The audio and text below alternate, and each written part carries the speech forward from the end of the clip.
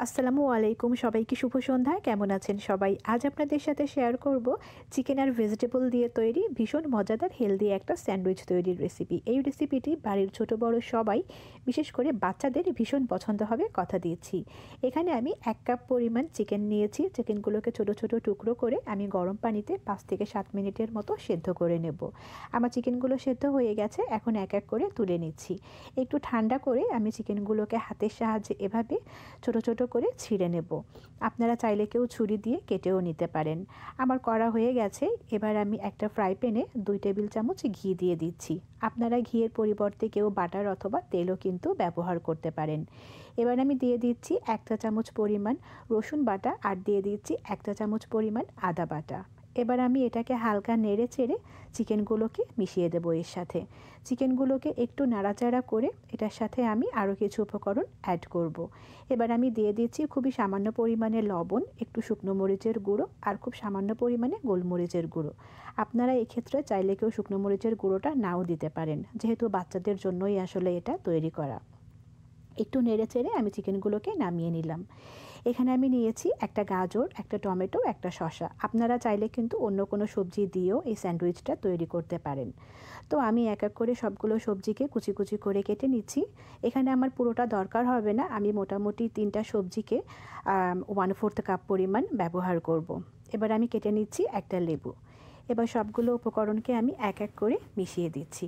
সবার প্রথমে আমি দিয়ে দিলাম গাজর, এবার দিয়ে দিচ্ছি টমেটো, এরপর দিয়ে দিলাম শসা। আমার কাছে এই 3টা সবজি দিয়েই আসলে এই স্যান্ডউইচটা খেতে ভীষণ মজা লাগে। এবার আমি দিয়ে দিলাম খুবই সামান্য পরিমাণে পেঁয়াজ আর 4 থেকে 5টা কাঁচামরিচ কুচি।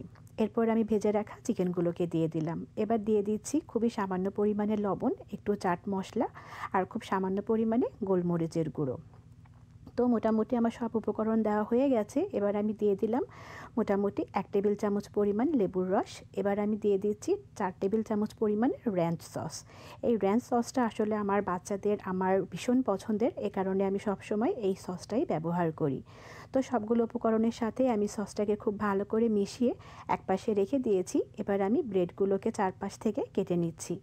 তো মোটামুটি আমার সবগুলো ব্রেড কাটা শেষ। এবার আমি প্রত্যেকটা ব্রেডের ওপরে যে আমি সবজির যে মিশ্রণটা করেছিলাম সেটাকে দিয়ে দিলাম, সাথে দিয়ে দিলাম ওপরে চিজ। তো এভাবে আমি সবগুলো স্যান্ডউইচকে রেডি করে নিচ্ছি। দেখুন আমার কিন্তু মোটামুটি প্রায় করা হয়ে গেছে। তো সবগুলো স্যান্ডউইচ কিন্তু করা শেষ। এবার আসি পরের পর্বে।